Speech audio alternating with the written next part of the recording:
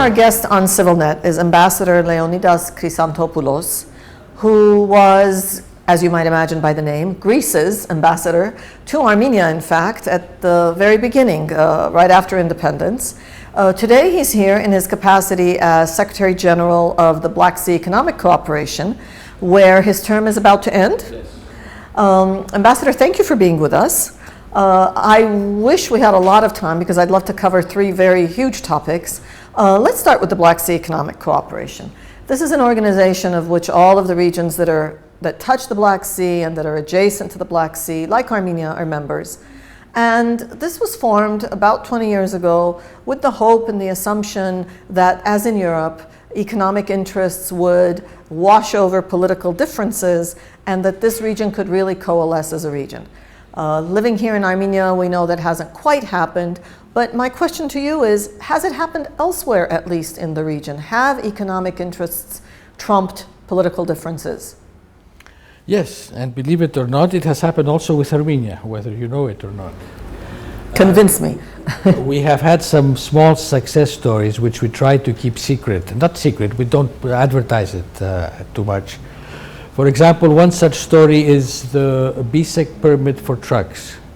This is a permit that we, in the Secretariat, it was our idea along with the International Road Union.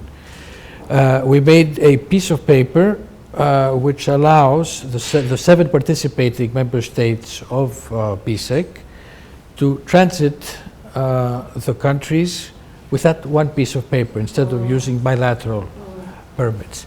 Now, believe it or not, this has allowed Armenian trucks to go through Turkey, through Georgia, of course. But that's a first small step that is going towards the right direction. It wasn't easy because the Turks were a little bit reluctant at the beginning, but because they support the idea of the BSEC permit, it was told to them that, look, you can't have it both ways. I mean, you have to do something, and they went out of their way, to tell the truth, to help it.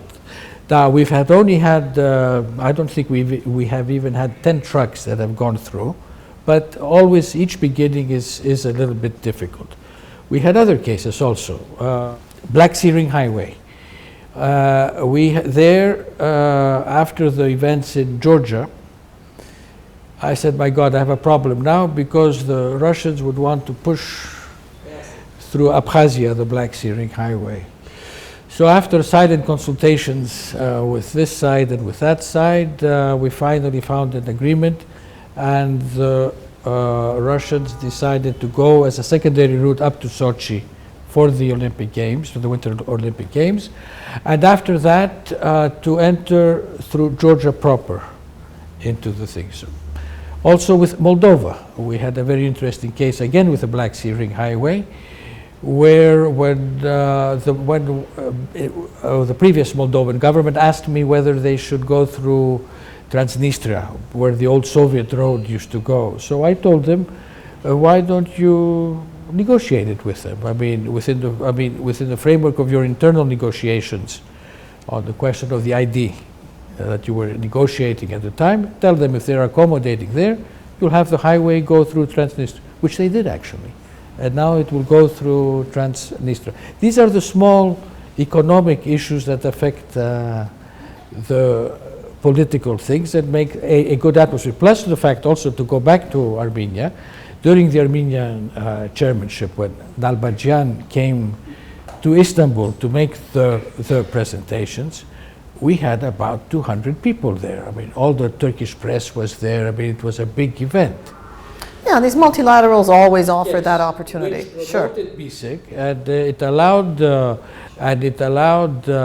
Dalbadjian to have bilateral contacts with. It wasn't Davutoglu yet, I think. It was the previous one, Babacan, and it went quite well at that moment.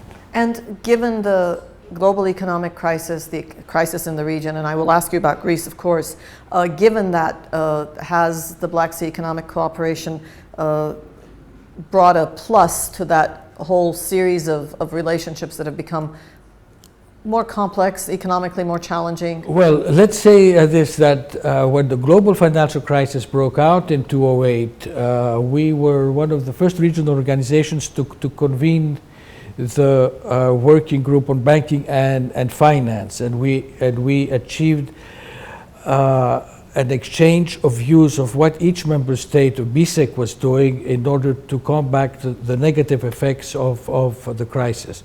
That was the only thing that we did, but it was much more than other regional organizations. And earlier. Yeah. And Greece. Yeah. Greece. And Greece. What are the lessons for Greece, for Armenia? Well, I'm not asking you to do the crystal ball thing. We'll leave that alone. No, it's a disaster. It's a disaster. Basically, I mean, it's a result of collective stupidity. Stupidity from the European Union, who tries to impose measures that don't work. And I knew that they would not work as a normal human being from the beginning. And we told them that they not work. No, they insist that this is the way to go out. As a result, we have now a 23% unemployment rate. Nothing is working. We have 20,000 homeless in Athens only. We have lines of people being fed by the church, by various philanthropic organizations. What are the specifics of the kinds of things they demanded that didn't work? Well, they asked us to cut expenses, to cut wages, pensions, to increase taxes, and as a result, people could not buy. Inflation went up, and people could not make ends meet. I mean, there's a terrible issue there. So and what we cannot understand is the stupidity of the Greek governments, who signed these documents without any kind of negotiation with the European Union, telling them that this doesn't work and cannot work. So what's happening in Greece now is that we're trying to get rid of the previous governments, which will happen hopefully on the 17th of June with the elections. Where both of them will be out. Yeah. I mean, they will go into the opposition or at home. And hopefully we will have a government that will tell the EU, okay, if you don't want us to leave the Eurozone, okay, we can stay. But we're not going to continue with these memoranda that you forced us to sign.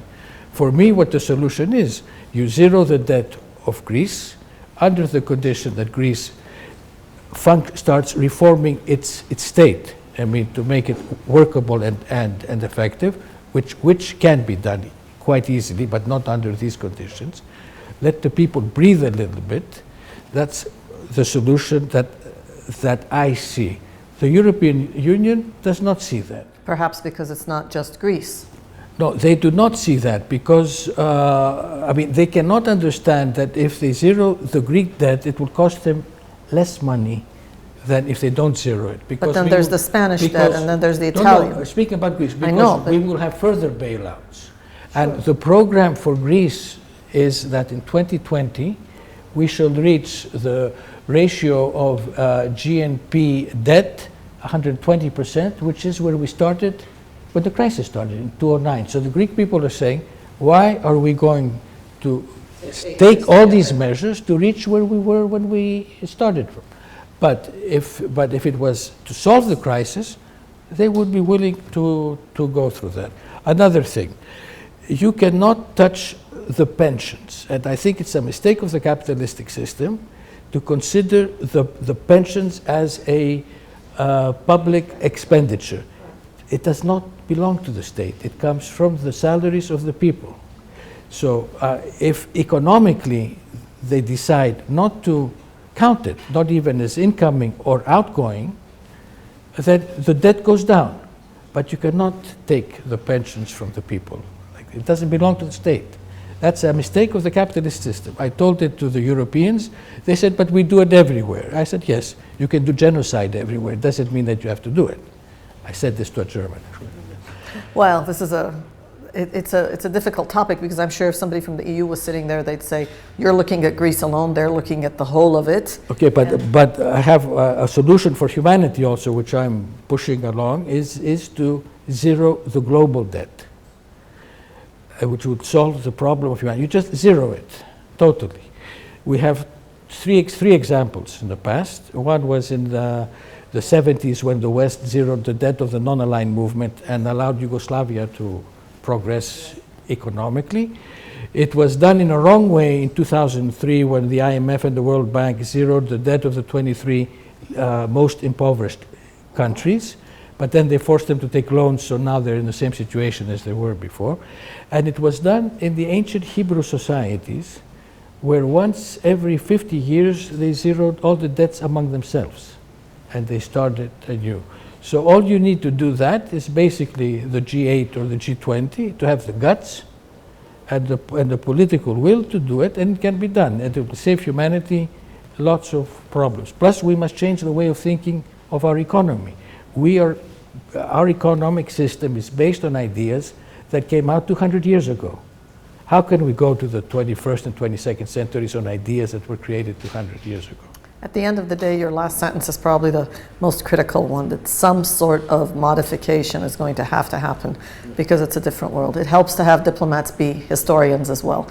You're a historian, you've written a book, you've called it Caucasus Chronicles, and it chronicles your years in Armenia, the early years, which were also the Republic's early years. And you've been coming and going since then. This isn't your first trip back. In 25 words or less, what do you think? Well, Yerevan has changed, but not the countryside. In the countryside, they even found the same holes that existed on the road when I was there 20 years ago. To go back to, I made a comparison coming here today. I saw how happy the people were, what a positive outlook they were. I made the contrast with Athens, where everybody is miserable and unhappy. It's the opposite of what existed when I was here. That is, the Armenians were miserable then? Yes. And Greece was not. Yeah, well, even here, it seems to me that it's going to take some time for all of us to realize we've made huge inroads and not to be frustrated at the rest, but to actually roll up our sleeves and make them. The Black Sea Economic Cooperation is an organization whose chairmanship revolves every 6 months.